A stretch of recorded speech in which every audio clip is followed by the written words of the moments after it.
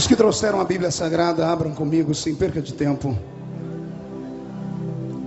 na segunda epístola de São Paulo aos Coríntios, no capítulo de número 12. E eu preciso de som aqui. Segunda epístola de São Paulo aos Coríntios, no capítulo de número 12, versículo de número 9. Quem encontrou, diga amém. E ele me disse: a minha graça te basta, porque o meu poder se aperfeiçoa na fraqueza. Portanto, eu, de bom ânimo, decidi gloriar-me nas minhas fraquezas, a fim de que repouse sobre mim o poder de Cristo.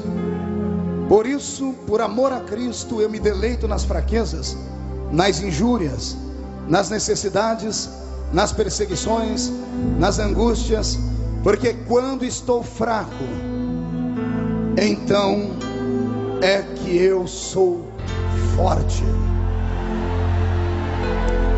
Os que estão em pé, coloque a Bíblia na cadeira, se puderem, pegue na mão de quem está do seu lado. Eu convido todo o ginásio a se colocar de pé. Glória a Deus. Se puder me dar um pouquinho mais de agudo aqui em cima, eu agradeço. Pegue na mão de quem está do seu lado, feche os olhos. Senhor Deus e eterno Pai,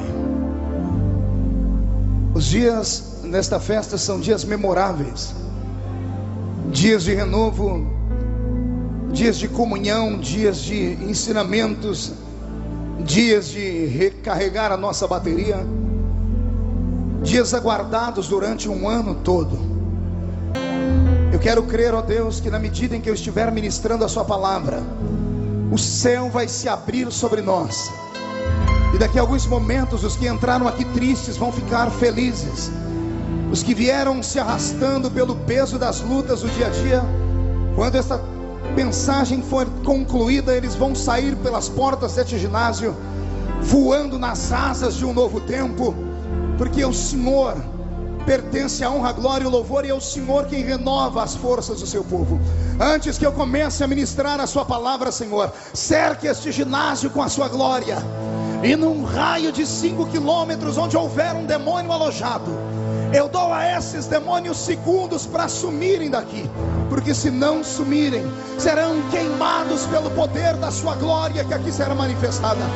Rasgue o céu sobre este lugar, ó Pai, e manda do céu para a terra uma comitiva de anjos, que estes anjos desçam e possam trazer brasas de fogo tiradas do seu altar. Comecem a esparramar estas brasas entre nós agora, agora, agora, agora,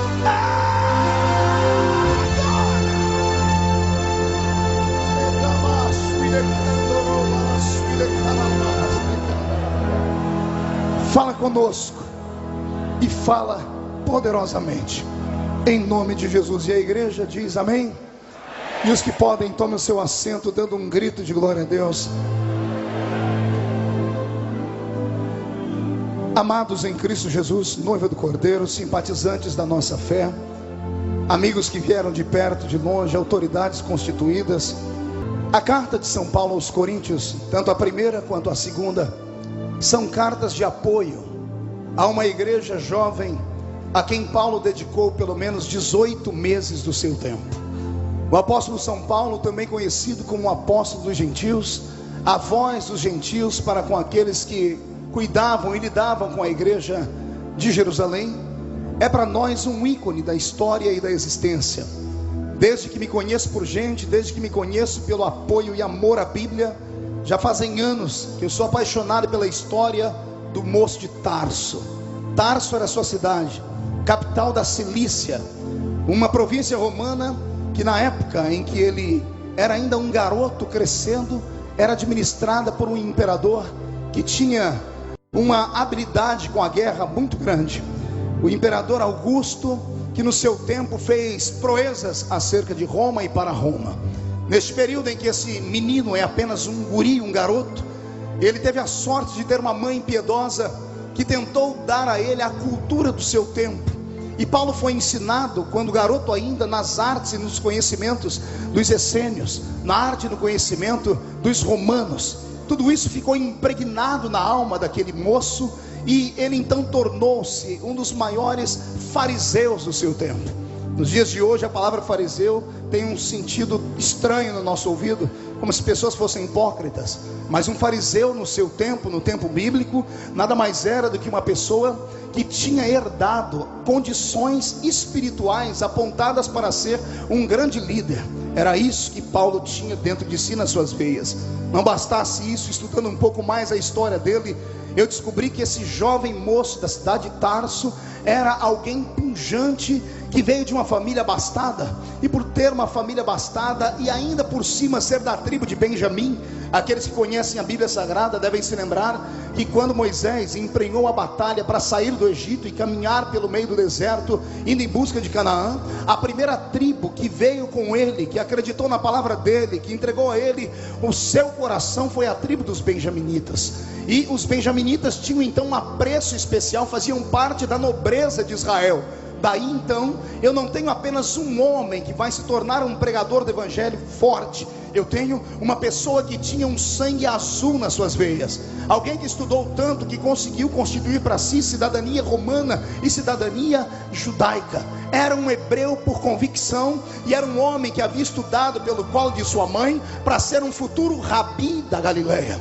Quando eu encontro Paulo na frente de Estevão, no começo da igreja cristã, quando eu vejo Paulo parando para ouvir a voz estridente daquele diácono da igreja cheio do Espírito Santo, que enfrentou uma multidão de pessoas alvoroçadas simplesmente para levantar a bandeira do evangelho, porque também não se envergonhava do evangelho de Cristo, eu fico imaginando o coração deste homem, fico imaginando o coração deste pequenino homem que passou o seu tempo estudando aos pés do Dr. Gamaliel, que se tornou numa espécie de filósofo da religião judaica e que agora assiste em loco uma pregação cheia do Espírito Santo, onde um homem sem proteção da guarda pretoriana, sem a proteção de amigos, se levanta no meio de uma multidão enfurecida e reclama a autoridade de Jesus Cristo na terra.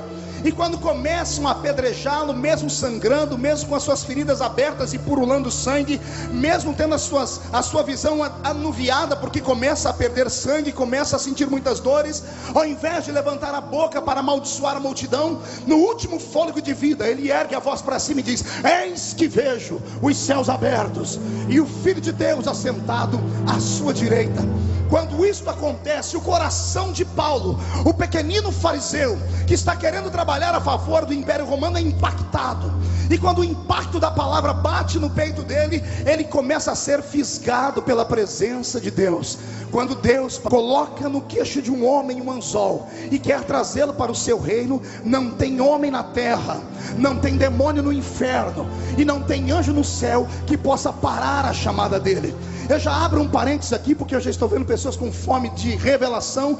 Pegue esta: se Deus tem um plano na sua vida, se Deus escreveu com letras douradas no livro da vida que você vai ser, pode se levantar contra você todos os demônios liderados por Satanás, pode se levantar todos os homens liderados pelos príncipes da terra, pode se levantar todos os demônios, se levantarem contra você, se levantam para cair, porque a chamada que vem da vertical, ela não pode ser bloqueada. Eu quero saber se alguém tem uma chamada nesse lugar aqui. Só quem tem uma chamada, levante a mão direita para o céu, por gentileza. Chacoalhe a sua mão comigo, coloque no ombro de quem está à sua esquerda ou à sua direita e agarre o ombro da pessoa, por favor. Isso, chacoalhe a pessoa agora até ela ficar irritada. Irrite ela. Isso, não, por favor, chacoalhe. Chacoalhe e olhe para ela e diga: você está entendendo? Então entenda, chacoalhe de novo e diga: Deus te trouxe aqui nesta noite só para isso. Chacoalhe para isso. Deus vai sacudir a sua chamada nesta noite, porque é hora de entendermos que quando Deus quer, não tem capeta, não tem demônio, não tem homem que pare. Só quem tem chamada dá um grito daqueles para estourar este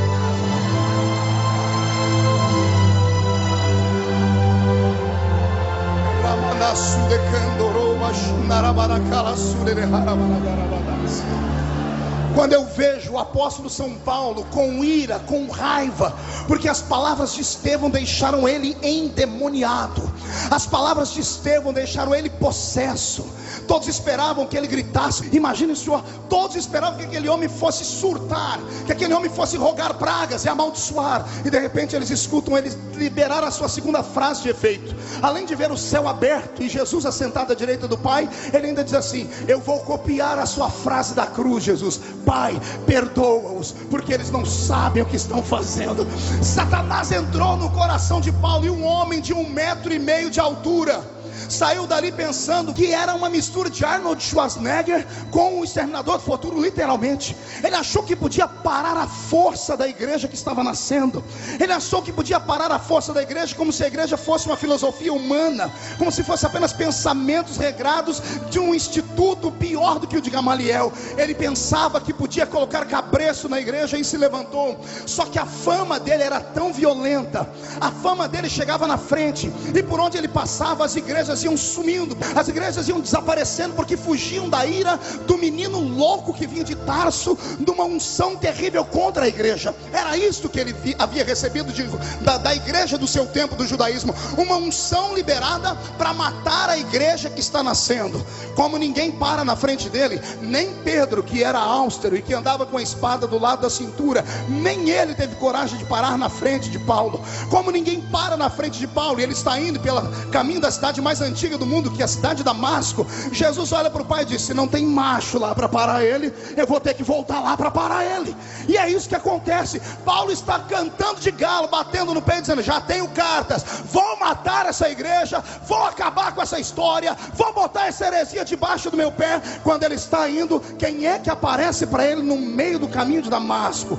A figura etérea, a figura eterna, a figura gloriosa, aquele de cabelos brancos como a alva lã, aquele de olhos como chama de fogo, aquele com os pés reluzentes como latão que saíra da fornalha, aquele com a roupa de linho branca cingido pelo ouro feito pelos anjos. Ele aparece, põe o dedo no nariz dele e diz: quem é você para parar a minha igreja? Quem é você, seu pequeno anão de jardim, para querer parar a minha igreja? Você vai ver com quantos paus se faz uma canoa agora. Duro é para ti recalcitrar contra os meus aguilhões. E Deus põe uma cegueira nele, e o moço passa 3 dias de jejum. Olha para o seu irmão e diga: prepare o lombo só um pouquinho. Diga: vai doer só um pouquinho, tá bom? Eu não sou de bater muito, é só um pouquinho. E agora que ele está preparado em jejum e oração, lá na sede da igreja de Jerusalém está o profeta que recebe o salário da igreja, o maior líder que a igreja tinha na área profética. E ele se levanta agora, está lá no seu momento de oração. Não sei se na primeira hora do dia, na segunda, na terceira, eu sei que uma voz divina entra dentro daquela sala e diz para ele: Ananias, levanta-te, anota o endereço, é uma rua chamada Direita. Você vai encontrar na casa de um certo Simão curtidor, um homem pequenino, não vai pela aparência dele, é 1,5 metro, calvo, meio caolho, tamanco da perna, porque caiu no meio do caminho agora. Não se mete com ele, só coloque o azeite na cabeça dele e unge ele para o meu reino, tá bom? Eu imagino Ananias com o coração saindo pela boca, pegando o chifre de azeite, pegando a pastinha e a credencial da sua igreja. E quando ele vai colocar a mão na porta, ele resolve fazer a pergunta que a maioria de nós faz: Senhor, quem é que o Senhor vai levantar? Qual é o nome dele? Deus devia ter ficado quieto, mas não ficou. Deus confessou para ele, achou que ele ia ficar alegre, disse: o homem que você vai ungir chama-se Saulo de Tarso. Ananias já está com a mão na porta abrindo, ele fecha a porta de uma vez, põe um lastro, põe a mala num canto, põe um chifre de azeite do outro e diz: Senhor, vamos conversar direito. O Senhor tem certeza que é ele? O senhor tem certeza que aquele moço é esse mesmo, Ananias? Senhor, mas ele não é aquele fariseu louco? É ele, Ananias. Senhor, mas ele não é um homem que mata as pessoas? É ele, Ananias. Senhor, mas não é ele que quer matar a igreja? Há indícios que ele matou pessoas. Senhor, ele ficou com o despojo de Estevão na mão, Senhor. É ele. E Deus dizendo: é ele. Aí Ananias solta a besteira: Senhor, mas ele não presta. Senhor, mas ele não vale nada, Senhor. Deus se ajeita no trono, deve ter pegado na alça do trono esquerdo, direito, olhando para os anjos, dizendo: eu não pedi a opinião dele, eu não estou perguntando para ele quem é, eu mandei. Quem pode manda, quem tem juízo obedece. Ele é só o profetinha da igreja. Eu sou o dono da igreja. Sou eu que sou o dono da igreja. Eu levanto quem eu quero, eu uso quem eu quero, eu levanto no tempo que eu quero. E se eu quiser abater alguém para levantar outro, eu faço também, porque a igreja é minha e as portas do inferno não prevalecerão contra ela.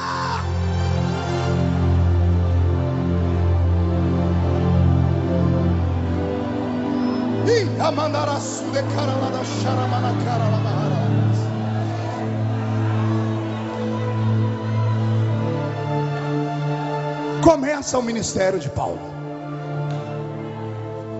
Após a unção, seus olhos se abrem e ele tem uma sensibilidade divina. Ele abre a boca e começa a pregar para os irmãos que estão naquela casa. Não se contém, vai para o meio da rua.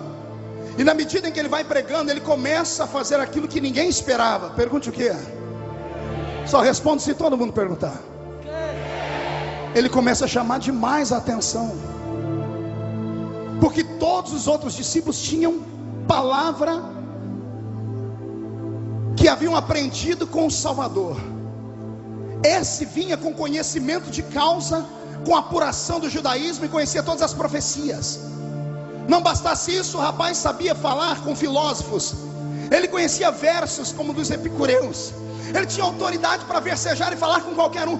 Ele chamou tanta atenção que o concílio da igreja se levanta, chama ele para uma reunião fechada e diz para ele: irmão Saulo, agora chamado Paulo, é o seguinte, o senhor é muito usado, tem uma unção especial sobre a sua vida, mas você está causando tumulto.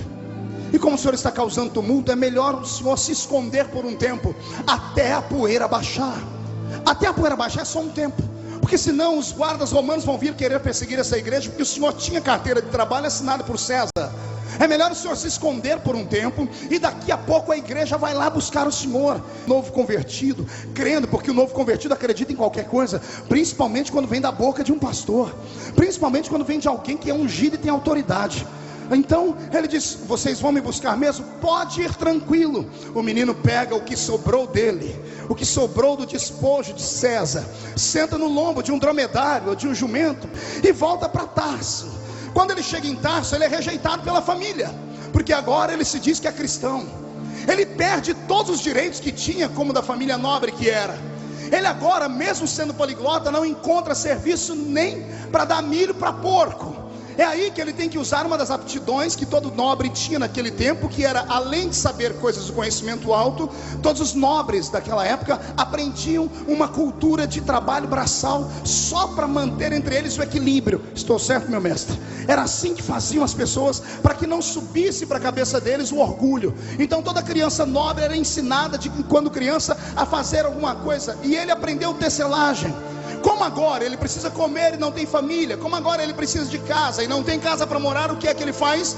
Ele abre um pequeno comércio e começa a costurar tenda. Mas dentro do coração dele, toda noite vem a voz dos apóstolos que disseram: fica tranquilo, a gente já vai te buscar, fica tranquilo. E passa um mês e ninguém vem, mas a esperança ainda bate no peito dele. Passa um ano e ninguém vem, 2, 3, 5, 10, 14 anos.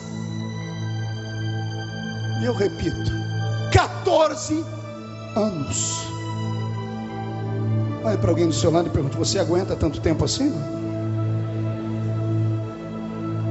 Você aguenta uma promessa que era para ontem?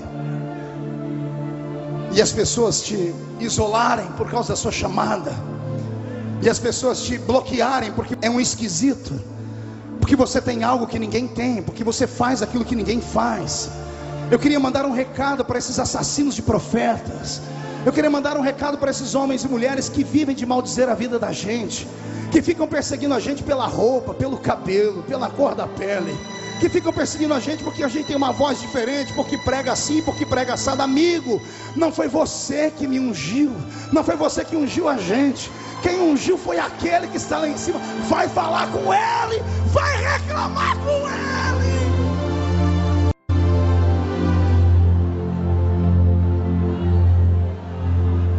Por que é que você acha que quando Paulo começa o seu trabalho missionário, o seu temperamento fica acirrado? Paulo tem o sangue nos olhos. Paulo não tem papas na língua. 14 anos abandonado. A mágoa que cresceu dentro do coração dele tornou ele uma pessoa dura, tornou ele uma pessoa de difícil relacionamento. Mas o seu temperamento não impediu a unção de Deus que estava sobre a vida dele.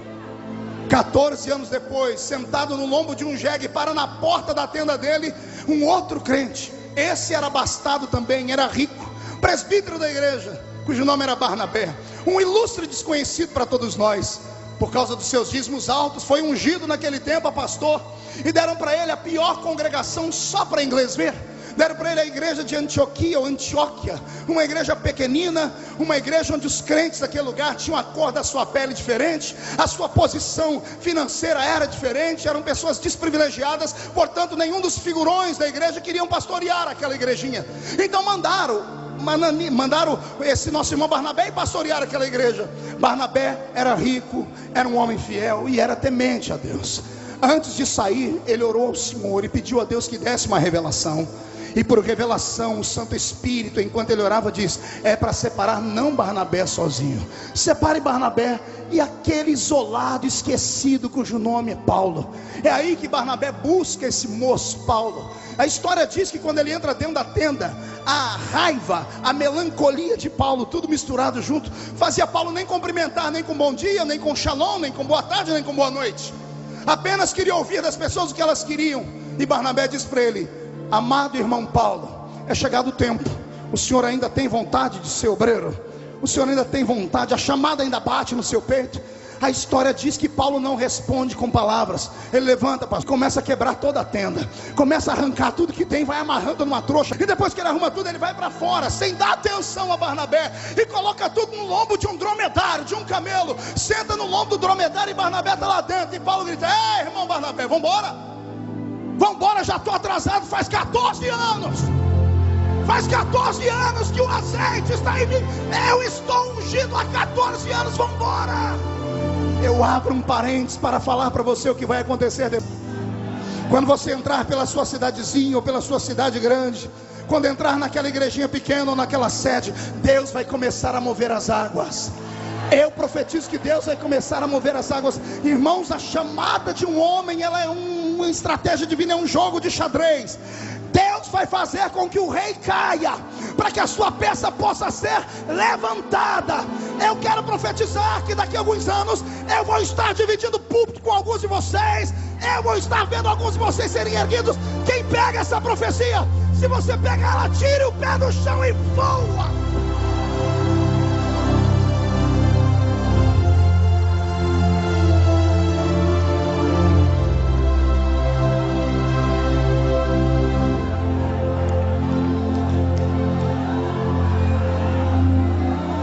Nasce a primeira viagem missionária.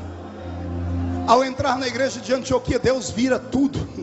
E a igreja de Antioquia cresce, estoura. Não com a pregação de Barnabé, mas com sinais que Paulo começa a fazer.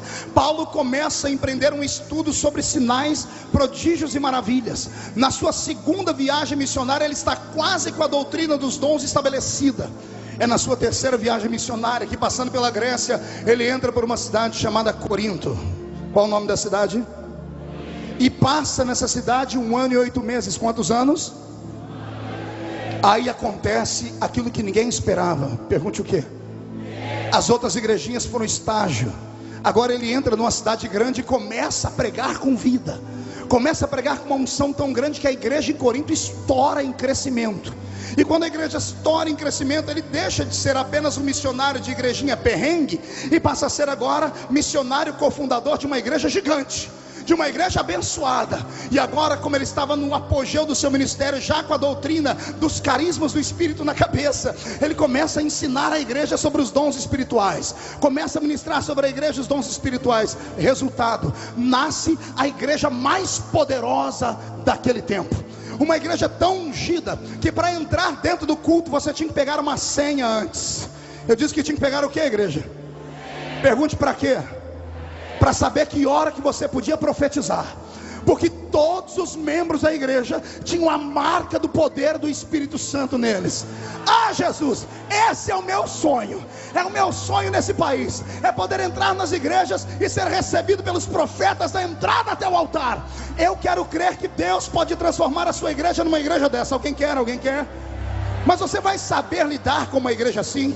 Respire fundo, murcha a barriga, estufa o peito. Vamos encenar. Aqui agora é Corinto. Olhe para a esquerda. Esse irmão aí tem o dom de interpretação de línguas. Olhe da direita. Esse tem o dom de discernir espíritos. Olhe para trás.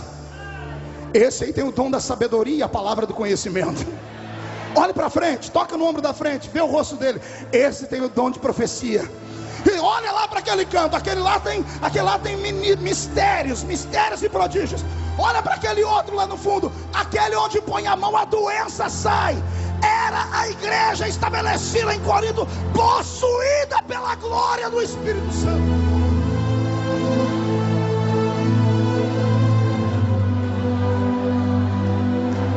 Só que agora também nasce talvez o primeiro problema, que infelizmente atravessou os séculos e chegou nos nossos dias. Uma igreja espiritual demais, possuída demais pelo Espírito Santo, se não tiver um equilíbrio de um ensinamento prático, ela fica fanática. E o fanatismo levou aquelas pessoas a prejulgarem pecados alheios e contar publicamente o erro das pessoas. Os crentes eram tão santos que qualquer pessoa que pisasse na bola e escorregasse, o seu nome era lido publicamente. E um deles em especial, do capítulo 5 da primeira carta aos Coríntios, ele é tão achincalhado pela igreja e por Paulo, que Paulo diz: vamos cuidar só da alma, porque o corpo já entreguei na mão de Satanás. Ei, respire fundo e tente pensar comigo. Será que algum pastor tem o direito de, na sua igreja, olhar para o irmão e dizer assim: olha, que Deus guarde a sua alma, porque o resto eu deixo o diabo carregar? Vai, pense comigo. Sim ou não? Repita. Quero ouvir de novo. Não? E por que quando fazem isso, você é o primeiro a levantar a mão na igreja para dizer: pode excluir, pode excomungar, pode tirar do grupo de jovens, pode tirar do grupo do coral, pode tirar do grupo do ciclo de oração, pode arrancar a carteira ministerial dele, pode fazer o que quiser? Pastor, mas está na Bíblia. Foi Paulo que falou. Exatamente, ele falou isso na primeira carta aos Coríntios. A primeira carta aos Coríntios ele mandou lá da cidade de Éfeso, a maior igreja que ele plantou, rica, opulenta, cheia de dinheiro, cheia de missionários, cheia de empresários. Falar da vida dos outros quando você está por cima é muito fácil. Aí quando ele vai escrever a segunda carta aos Coríntios, muda tudo. Olha o que eu anotei. A primeira carta aos Coríntios se resume em 6 pontos. Olha o que Paulo faz. Ele exorta os crentes a ficarem unidos. Ele quer que a igreja e a congregação seja limpa. Ele fica preocupado com o casamento dos que são casados e com aqueles que são solteiros.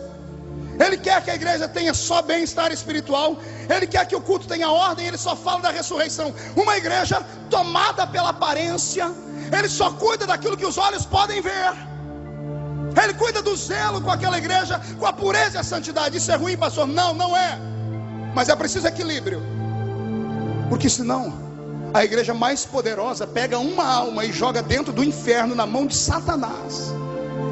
Ah, pastor, mas o pecado do rapaz foi grosseiro. Ele dormiu com a mãe, com a mulher do pai dele. Quem somos nós para julgar um pecado? Será que até Paulo esqueceu do que Jesus falou para aquela mulher adúltera pega no ato de adultério? Quem não tem pecado, atire a primeira pedra.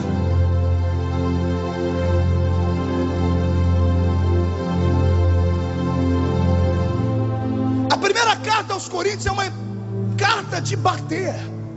Paulo está purificando, levando a igreja a um estágio de pureza tão grande, santidade, glória, unção e palavra e revelação e dons, que esta igreja começa a ficar orgulhosa por ser tão poderosa e se acha no direito de mandar embora os sujos, se acha no direito de excomungar as pessoas. Será que nós esquecemos aquilo que eles esqueceram? de que quando ligamos alguma coisa na terra, é ligada no céu. E que o caminho inverso é que se quando desligamos alguma coisa na terra, é desligada do céu também. A carta que bate na igreja de Corinto, Paulo espera uma reação santa, mas diz a Bíblia que caiu uma tristeza na igreja de Corinto. Caiu uma tristeza no coração da igreja de Corinto tão forte, que Tito, que levou a carta, voltou a Corinto e disse: Paulo, a coisa, ao invés de funcionar, ao invés dos irmãos darem glória a Deus e cair aquela unção de renovação, caiu uma tristeza, porque o rapaz que foi excluído, com todos os defeitos dele, era uma alma. Era uma alma. E Jesus disse que uma alma salva vale o quê? Eu não ouvi. Vale o quê uma alma salva? Mão direita para cima, por favor. Agarre o ombro do seu irmão com força agora. Chacoalhe ele de novo e diga: não toque em nenhum daqueles que Jesus salvou. Diga ao seu irmão: você não tem uma mão furada. Você não ficou 3 horas agonizando em uma cruz. Não acuse, ore, ore. Ora que melhora, ora que Jesus transforma, ora que Jesus faz, ora que Ele movimenta.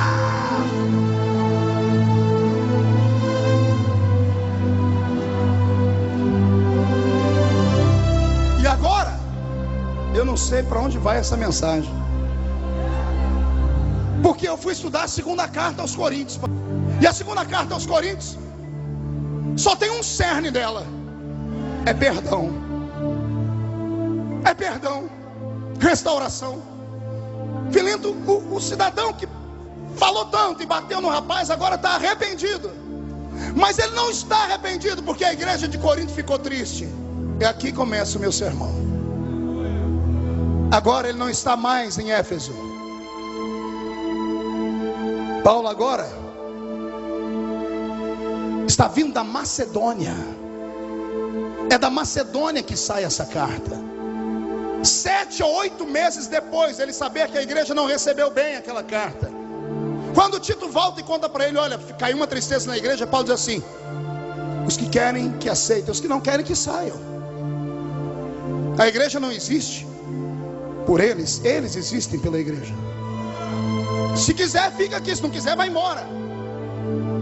Só que no fim do ano 44, o mesmo Paulo pega uma caneta, aleluia, escreve a segunda carta aos Coríntios. E sabe o que ele faz? Ele confessa à igreja que aconteceu alguma coisa com ele lá na Macedônia.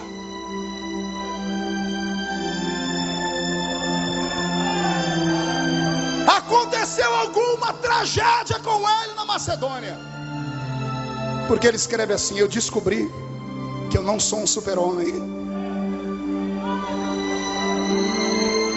meu bispo. Eu descobri que eu não sou tão forte.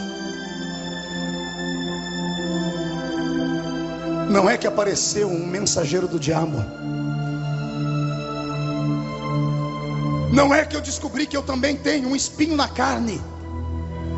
E aqui é a parte mais gostosa do texto, porque os apologistas fazem de tudo para santificar a imagem de Paulo. Aí eles dizem que o espinho da carne dele era doença, que o espinho da carne dele era problema nos olhos. Por isso ele escreveu à igreja aos Colossenses: o amor de vocês por mim é tão grande que vocês, se pudessem, me dariam seus olhos. Começam a pensar que é doença na carne, mas não é, porque Paulo faz profundo, diz: é um espinho. O espinho é aquilo que incomoda, é um espinho na carne. É um espinho aonde, igreja? No espírito? Na alma? Na mente? Aonde? Ai meu Deus, faço a pergunta ou não faço?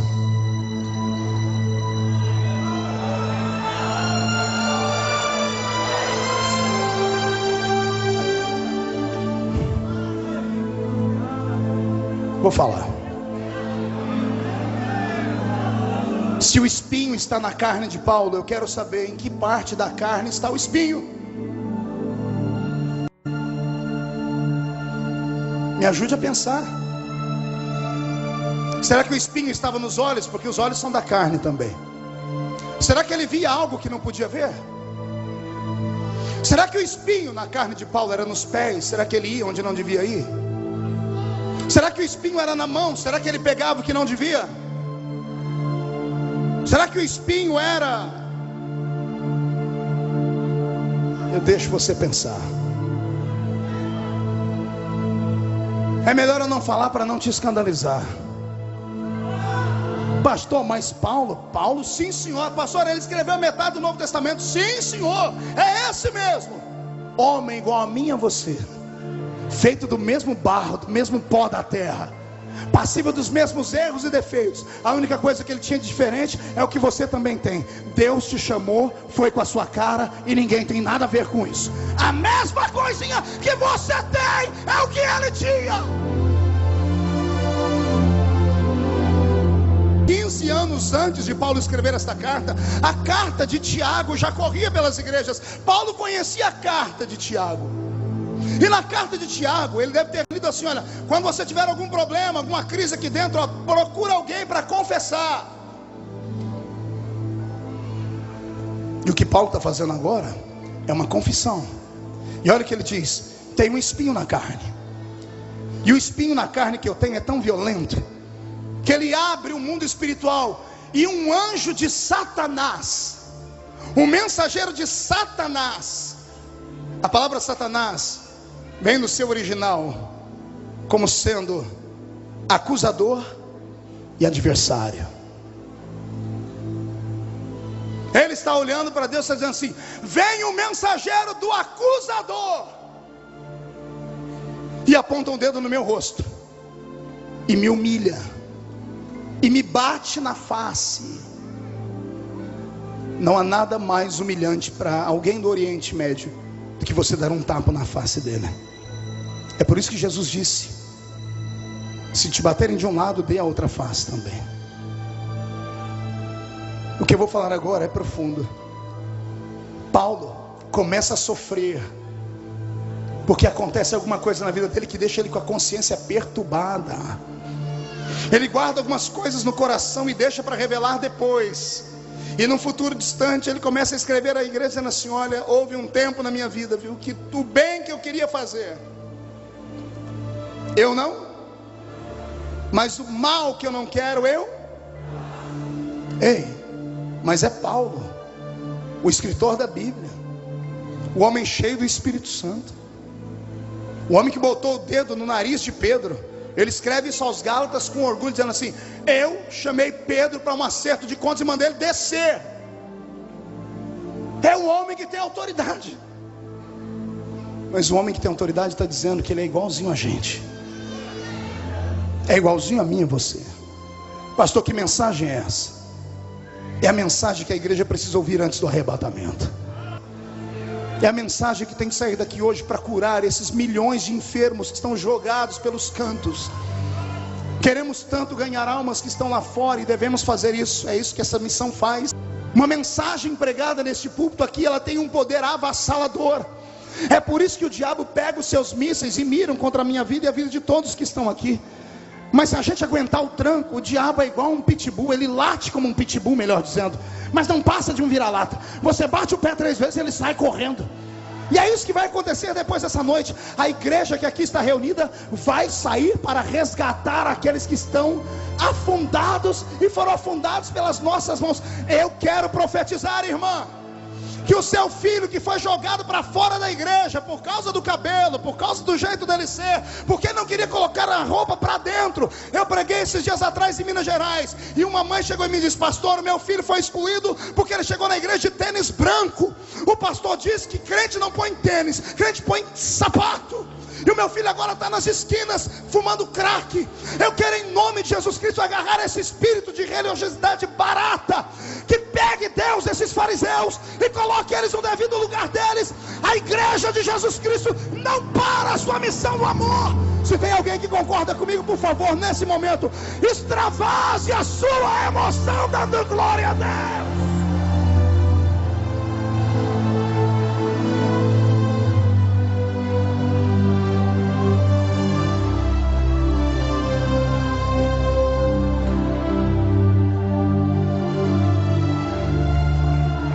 Eu ouço gemidos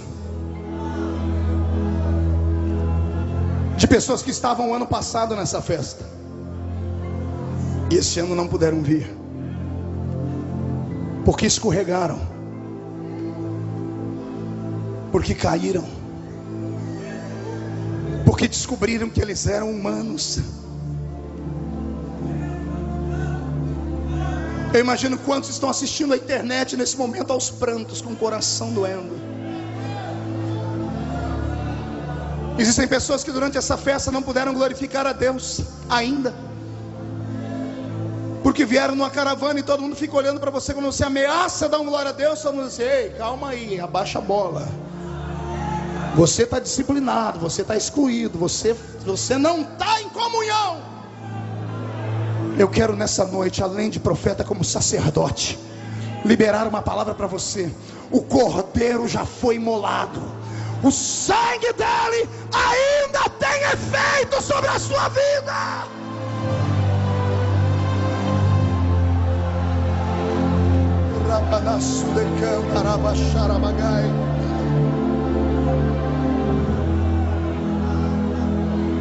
O que foi que aconteceu na Macedônia?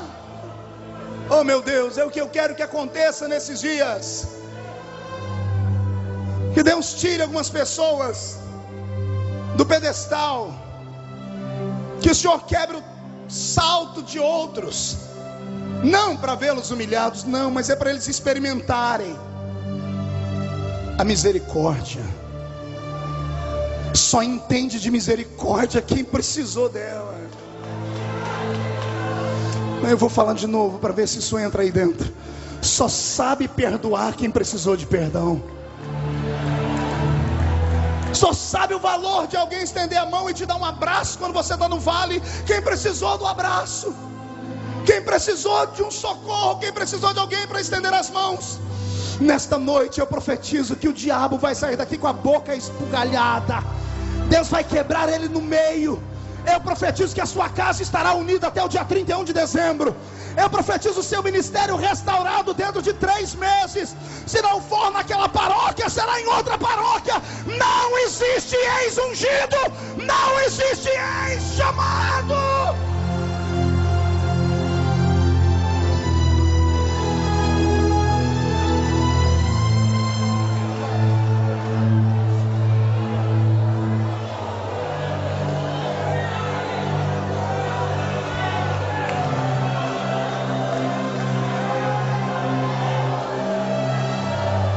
Tem uma beleza aqui. Ele deveria procurar um obreiro para conversar. Ele deveria ter procurado o alto clero da igreja de Jerusalém para confessar, para se abrir. Mas ele não fez isso. Pode imaginar o porquê? Imagine ele dizendo para Pedro que ele não era super santo. Pedro teve que engolir Paulo aqui, ó, a seco, quando Barnabé é obrigado a levar Paulo para o concílio de Jerusalém, para explicar quem é esse tal de apóstolo Paulo que ninguém conhece. Barnabé gaguejando põe Paulo para falar com Pedro. E imagina o embate de gigantes, e Pedro dizendo: quem te consagrou apóstolo? E ele dizendo: eu conheço um homem que se no corpo não sei, se fora dele também não sei. Quando vocês não quiseram ele aqui embaixo, Deus levou ele lá em cima. Quando vocês não quiseram ensinar ele, o Senhor colocou ele lá no céu, botou ele sentado numa cadeira, abriu uma lousa e disse: eu te ensino, Paulo, eu te admoesto, eu te evangelizo, Paulo, eu vou te discipular. É por isso que toda vez que ele vai pregar para todo mundo ouvir, diz assim: tudo que eu aprendi com ele, eu também vos ensinei.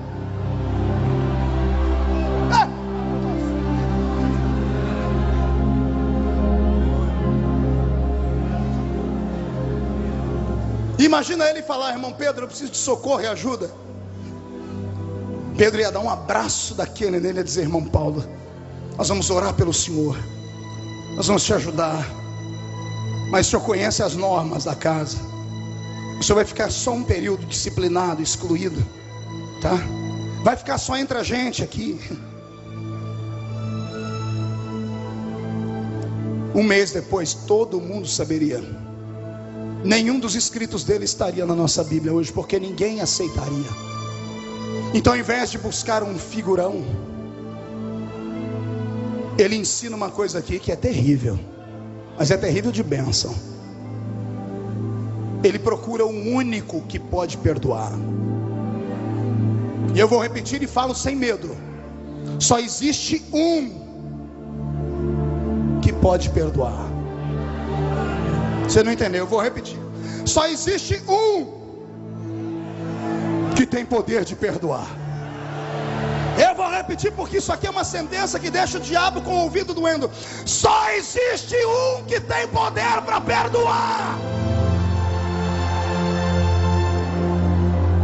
Porque perdão é esquecimento. E ninguém perdoa, porque ninguém esquece. Esquece na hipocrisia quando está perto de você. Esquece na hipocrisia quando diz assim: olha, que bom te ver de novo aqui. Mas quando você sai, diz assim: o vaso é bonito, mas é trincado. O vaso é belo, mas já passou do tempo. Só existe um que olha para você e diz assim: eu faço nova todas as coisas. Só existe um lugar onde o vaso tem que ser quebrado. O vaso tem que ser quebrado na mão do oleiro. Não é na mão de quem vende o vaso. Não é na mão de quem usa o vaso. Porque quem usa o vaso pega e joga no lixo. Mas se quebrar na mão do oleiro, o oleiro quebra, ele amassa, ele faz de novo, ele levanta de novo. Eu estou ouvindo o barulho da roda girar, mas não é a roda gigante, é a roda da olaria. Olha a mão dele refazendo o vaso. Sente, sente, sente, sente. Sente a mão dele refazendo o vaso. Isso. Aproveita agora, agarra o diabo pelo chifre. Chuta a cara dele para o inferno. Isso. Grita no ouvido de Zé Pilintra, Zé Pilantra, Chucaveira, Tranca Rua, Preto Velho. Isso. Dá de dedo na cara do diabo. Manda ele vir falar com você. Mostra o sangue, mostra o sangue. Mostra o poder do sangue. Mostra.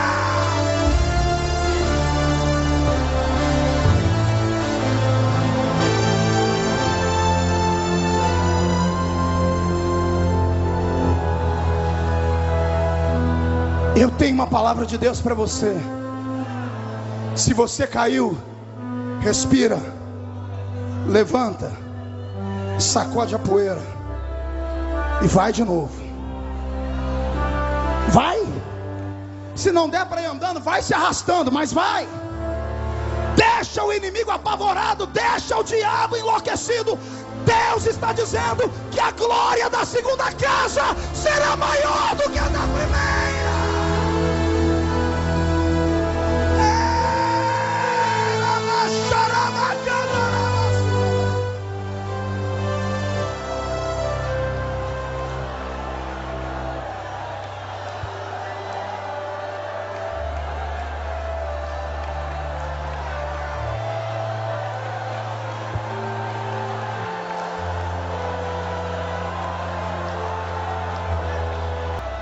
Vem comigo. Ouça o barulho das prisões se quebrando. Esta é a noite que o Senhor escolheu para devolver para você tudo que foi roubado. Paulo marca uma audiência com Deus. Ei, faz isso hoje. Se não der tempo de fazer isso aqui no meio, se você está constrangido de quem está do seu lado, lá no hotel, na casa ou lá na praia, arruma um canto, dobra o joelho, chora, chora. Esta madrugada, era quase 3 da manhã, entrou uma alma falida, machucada. Disse a mim a ele: eu estou com uma 765 carregada para me matar. Estou mentindo, pastor Júnior? Eu disse: por quê? Que ele disse: porque até anteontem, quando eu tinha alguma coisa para oferecer, eu era o tal. Aí eu entrei no inverno da vida. Aprenda isso, crente. Você que está vivendo o verão e a primavera, que tem tudo pela frente, brilho, cheiro e cor, cuidado, o outono vem aí, e o inverno também. E quando vier o outono e o inverno, é aí que você vai ver quem é seu amigo, é aí que você vai ver quem é que está do seu lado, é aí que você vai ver quem é que te ama, se te amam pelo que você é, ou se te amam pelo que você tem. Aguenta o inverno, não dá brecha para o diabo, não se mata, não dá tiro na orelha, não bebe cachaça, se mergulha no fundo, espera a tempestade passar. Daqui a pouco, aqueles que achavam que você estava morto vão ter que olhar e ver, mas não é que ressuscitou de novo, não é que está de pé de novo.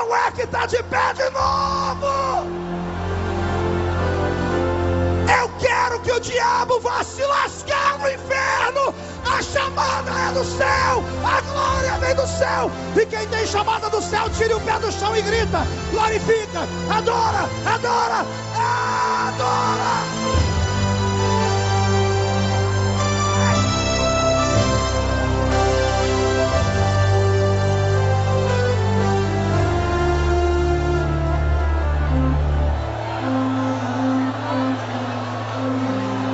Eu quero dar uma resposta aos caluniadores nesta noite.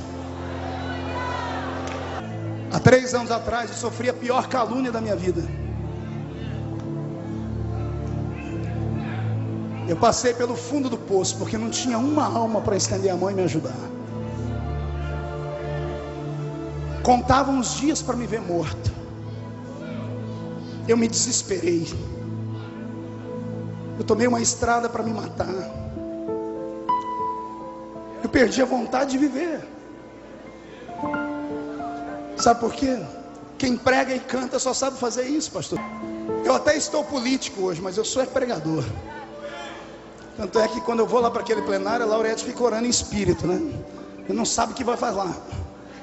Até que esses dias eu lendo o regimento interno da casa, eu descobri que qualquer deputado pode usar a Bíblia para falar.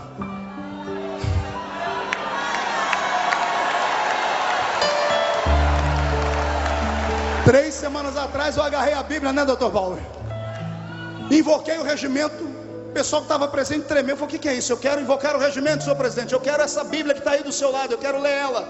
O regimento da Câmara dos Deputados diz que qualquer um que quiser fazer uso da Bíblia pode fazer. Eu quero a Bíblia. E lá vem um camarada tremendo, me dando a Bíblia na mão, todo desajeitado. Eu disse, agora eu sei. Pregar eu sei. Eu não sei fazer política, mas pregar eu sei. Eu vou profetizar agora, hein? Não vai demorar muito. Antes de ir para o culto no meio de semana, nossa família inteira vai parar perto daquele radinho de pilha ou eletrônico, ou dentro do carro. Antes de entrar para a igreja, a gente vai ficar ligadinho naquele jornal das 7 que ninguém escuta hoje, A Voz do Brasil, só para a gente falar, menino, escuta, ó quem vai falar. Aí vem um repórter dizer, com a palavra Sua Excelência, o Presidente da República. E o Presidente da República vai começar dizendo, eu cumprimento os compatriotas brasileiros com a paz do Senhor. Você crê nisso? Então dá um berro, dá um salto, dá um grito. Ninguém para a sua chamada. Ninguém para a sua chamada.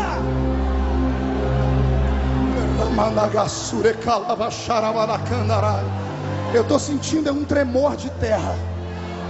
Satanás está regurgitando. Vai, sai da toca agora. Sai da caverna, Elias. Sai da prisão, Pedro.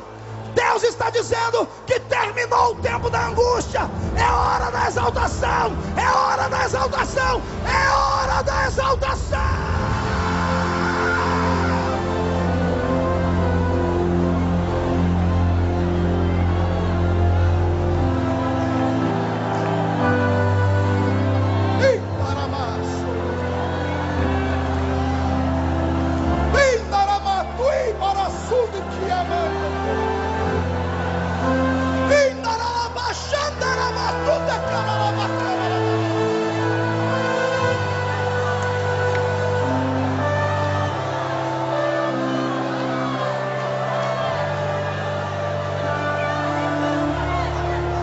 Paulo escreve a segunda carta aos Coríntios.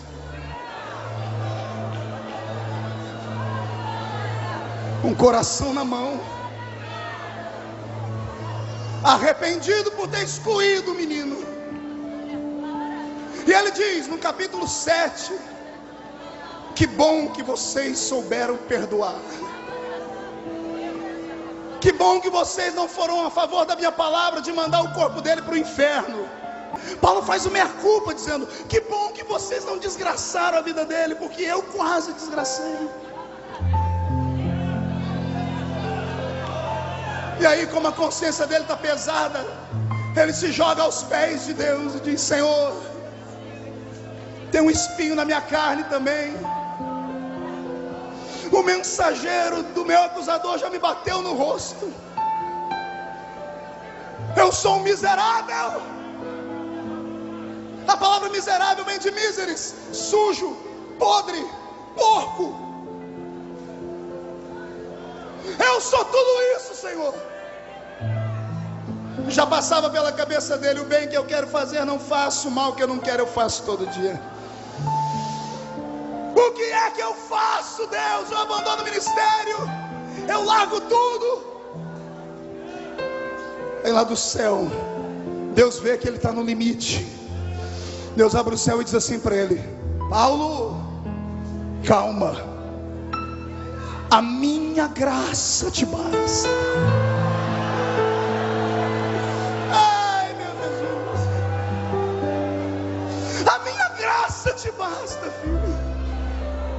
Mas, Senhor, por que a sua graça me basta? Paulo, não tente entender o meu amor. Eu libero esta palavra para você hoje. Não tente entender o amor de Deus. Não tente entender porque que ele ainda te deixou de pé. Não tente entender porque ele usa alguns que cantam, alguns que pregam. Não tente entender. O amor de Deus é inexplicável. Por isso é o amor de Deus. O amor de Deus não pode ser aceito aqui, mas pode ser aceito aqui. Pega ele, abraça ele, não deixa ninguém tirar de você. Você vai para o céu, queira o diabo ou não. Você vai para o céu.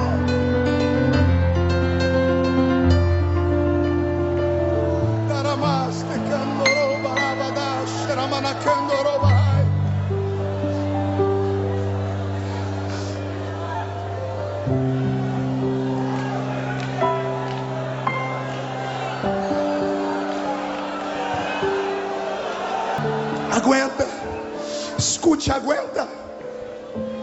Não dê ousadia ao seu inimigo. Se te mostrares frouxo no dia da angústia, verão que você é fraco. Aguenta. Seu filho pode estar morto no segundo andar da casa, e na rua estão perguntando: como vai você? Você tem que erguer a cabeça e dizer: vai tudo bem. Pode estar leproso no meio da cinza, sem mulher, sem filho, sem amigos, sem riqueza. Não dê ousadia ao diabo, não te mostre fraco. Deixe ele pensar que ganhou, e você agarra o caco de telha, põe no peito como se fosse um troféu, e depois levanta bem alto e grita: mas eu sei que o meu Redentor vive, e em breve se levantará.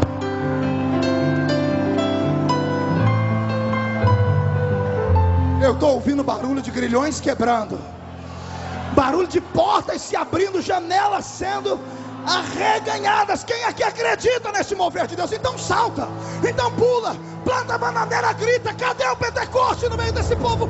Deus está dizendo que a sua chamada é real, é real, é real.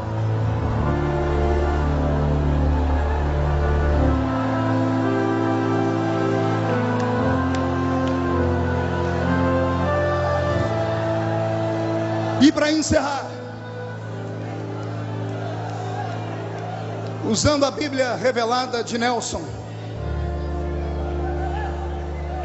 que traduz com exatidão os textos antigos, encontrei uma revelação que em algumas Bíblias não encontrei. No verso 10, obrigado por ter deixado no original. Paulo diz assim: por isso, por amor a Cristo, eu me deleito nas fraquezas,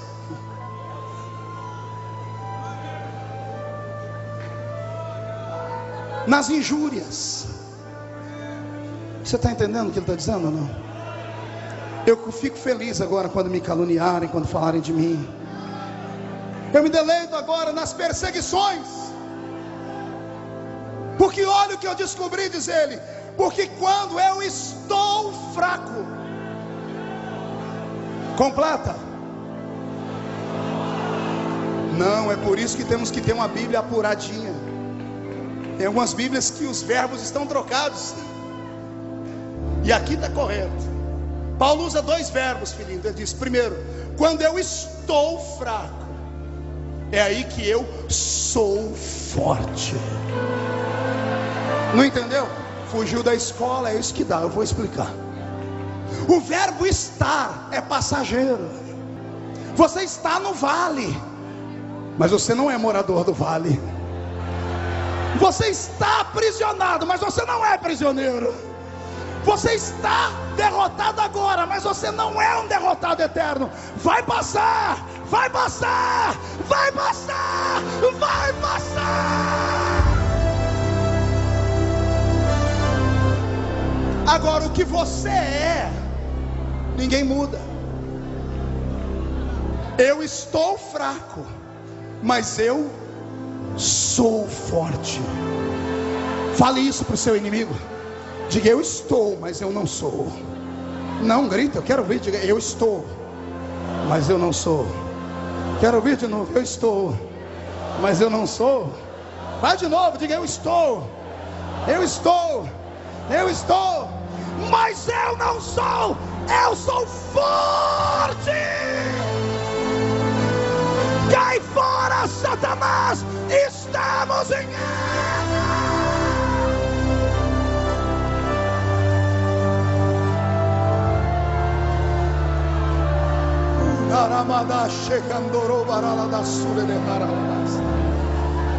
Toda a igreja de pé.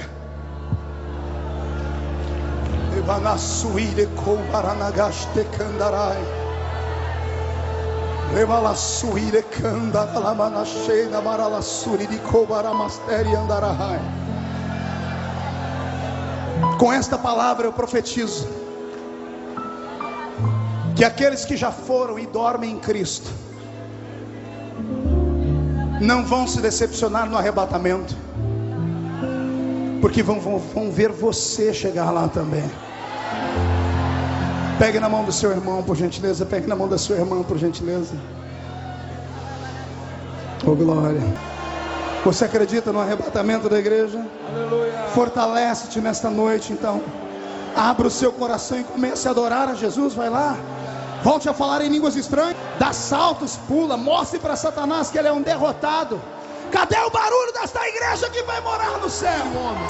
Levante a mão direita para o céu e diga comigo, em nome de Jesus: ninguém, nem nada pode parar a minha chamada e a minha história. Fecha sua mão, por favor. Eu vou contar até 3. No 3 você vai jogar no chão e vai pisar em cima. E toda mandinga, toda obra de macumba evangélica, toda praga rogada vai cair por terra. E quem viver verá onde Deus vai colocar você ainda. Ei, você é o próximo da lista. Você nunca mais será o mesmo. 1,5. Sua família vai sentir orgulho de você ainda. 2. Seus inimigos não vão morrer, eles estão proibidos de morrer. Vão ter que viver o suficiente para ver Deus se colocar em destaque. 3. Joga no chão, piso em cima.